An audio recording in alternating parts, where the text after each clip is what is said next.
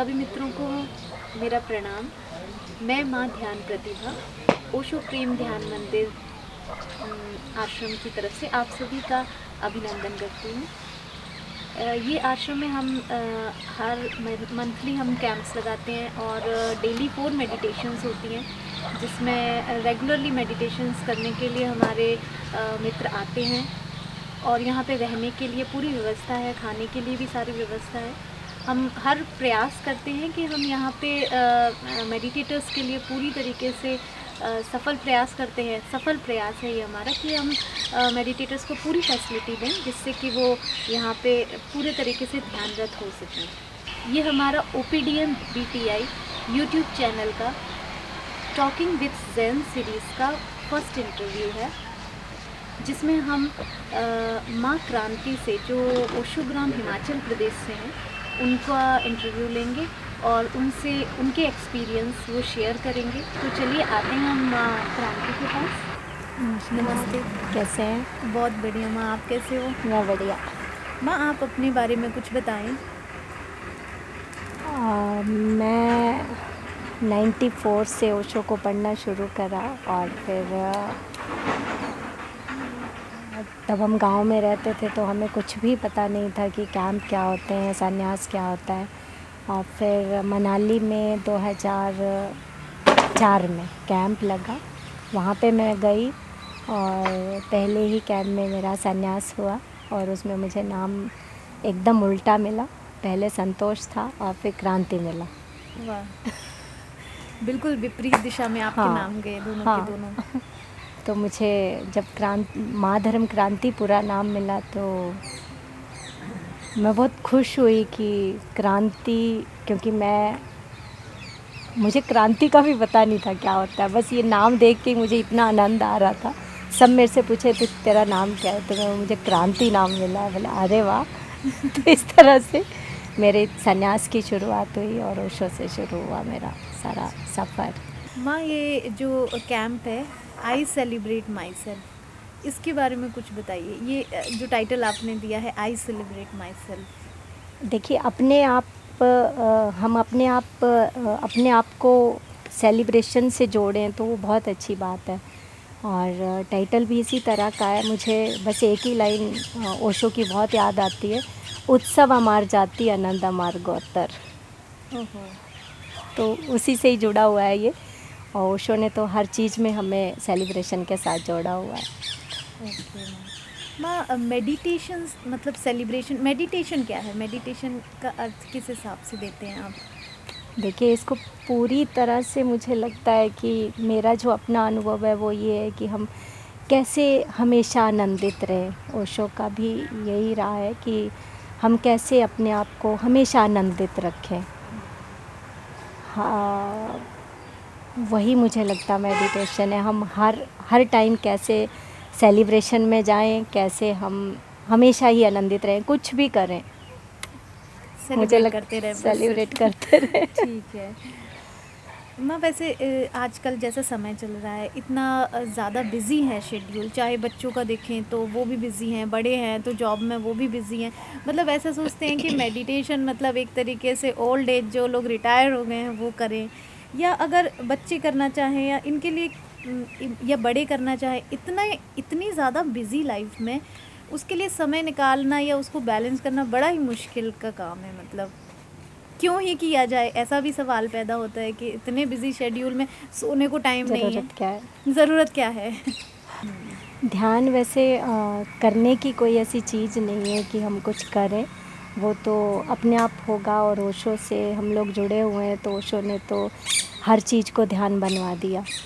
अगर हम सब्जी काट रहे हैं या कुछ भी कर रहे हैं, क्योंकि मैं खुद ओशोग्राम को वहाँ की व्यवस्था देखती हूँ, तो कुछ भी हम करते हैं, खेत में काम करते हैं, कुछ भी करते हैं, तो वो मेडिटेशन ही हो गया।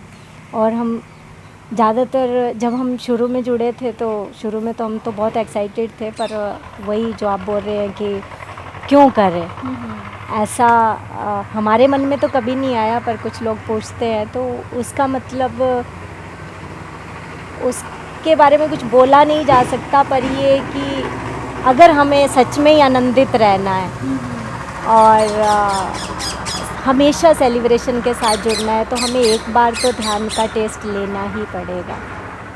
और जब हम उस टेस्ट को ले लेंगे तो फिर हम हर काम को ही ध्यान बना लेंगे, उसके लिए स्पेशल टाइम नहीं देना होगा।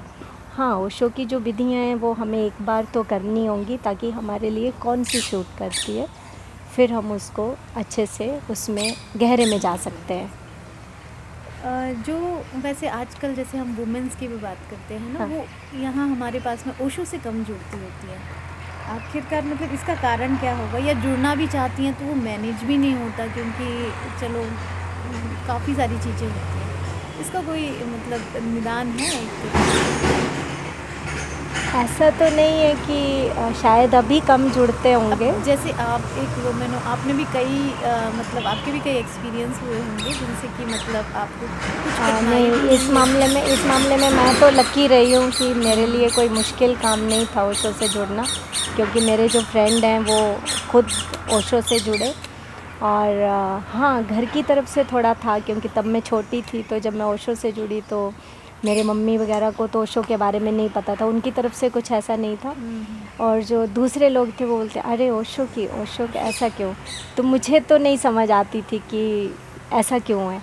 पर बाद में धीरे धीरे पता चला कि ओशो कुछ चर्चित रहे हैं बहुत सारी चीज़ों के लिए, इसलिए लोगों को लगता है यार औरतों का जाना वहाँ पे ठीक नहीं है, पर ऐसा नहीं है। बहुत सारी सन्यासी, मेरी फ्रेंड सभी जुड़ी हैं ओशो से, और वो अगर उनकी लाइफ को देखें या मेरी अपनी लाइफ को ही देखें तो बहुत ही आनंदित है। ओशो से जुड़ने के बाद बहुत आनंदित है। और बस हिम्मत करने की बात है, हम थोड़ा सा ओपन हो जाएं कि ठीक है हम ओशो से जुड़े हैं, अगर हमें ओशो के साथ अच्छा लगता है तो हमें जुड़ना ही चाहिए।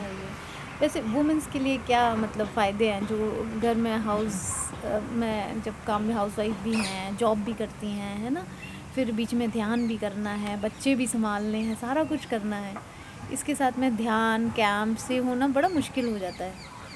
नहीं, हम लोग ऐसे तो हम लोग अपने आप को व्यवस्थित कर लें तो अच्छी बात है, पर अगर इतनी बिजी लाइफ है कि आपको जॉब भी करनी है, आपको बच्चे भी संभालने हैं, आपको परिवार भी देखना है, तो थोड़ा सा टाइम हम मेडिटेशन के लिए निकालें तो वो जब हम मेडिटेशन करते हैं ना तो मुझे लगता है सारी चीज़ें अपने आप ही व्यवस्थित होना शुरू हो जाती है, और वो धीरे धीरे धीरे व्यवस्था बनते बनते अपने आप रास्ता खुल जाता है। जो हम कैंप्स करते हैं, कैंप्स का क्या इम्पोर्टेंस है कि मतलब जैसे लोग सोचते हैं कि चलो कैंप कर रहे हैं, गए हैं, नाच लिया, गा लिया, बस उससे ज़्यादा क्या है, बस आगे है ना थोड़ा बहुत चलो बैठ गए ध्यान करने।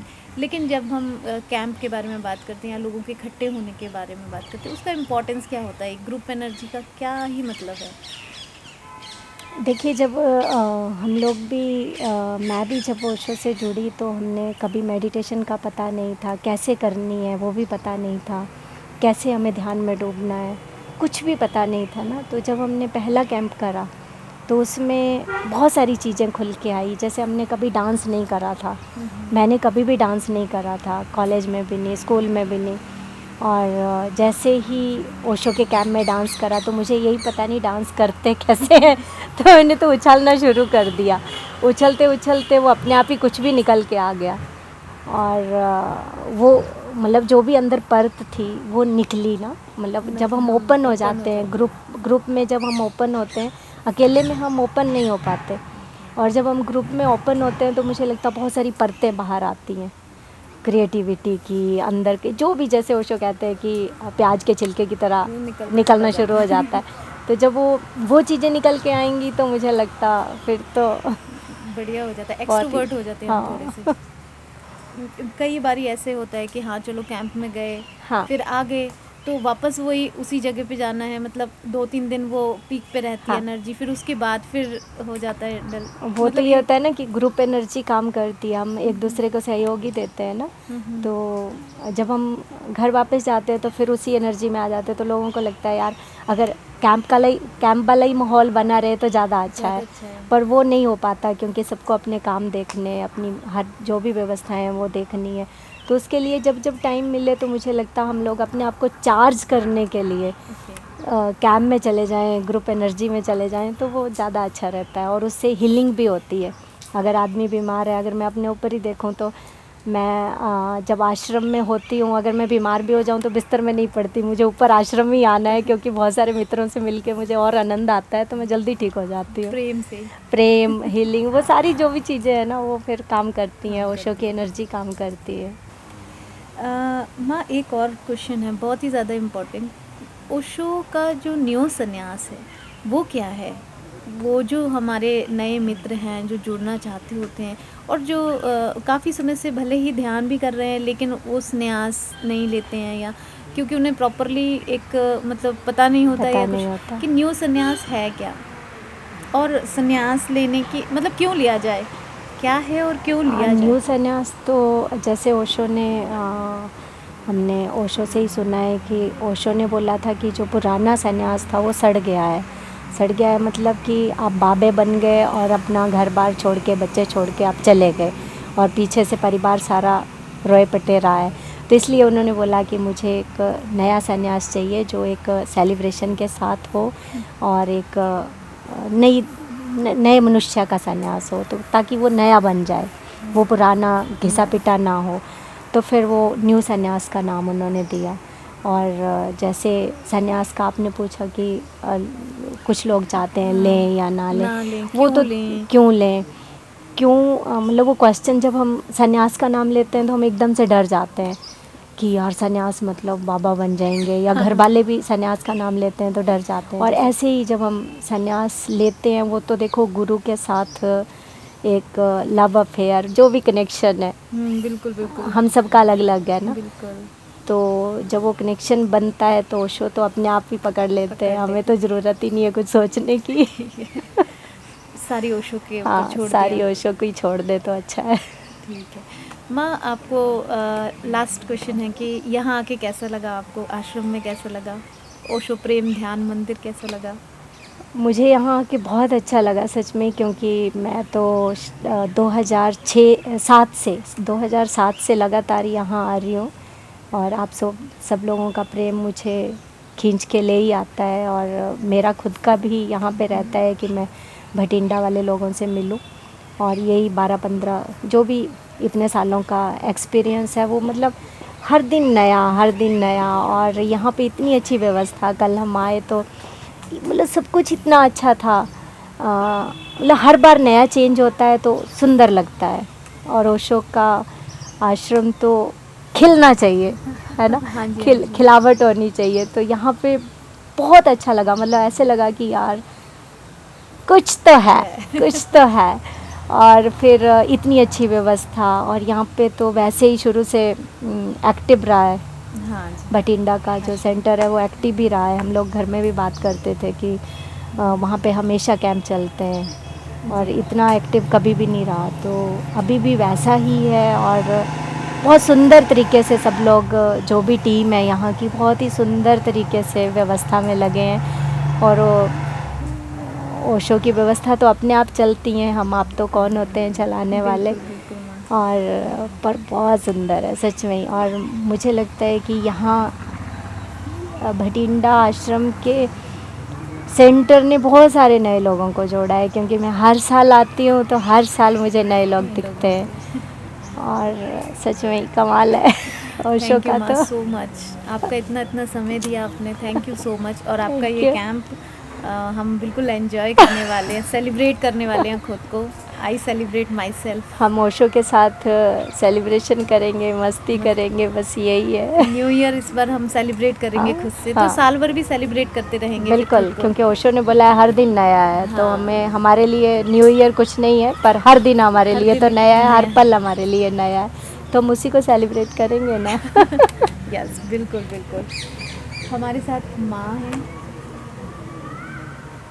हमारे साथ माँ क्रांति हैं, जिन्होंने इतना हमें अपना एक्सपीरियंस बताया।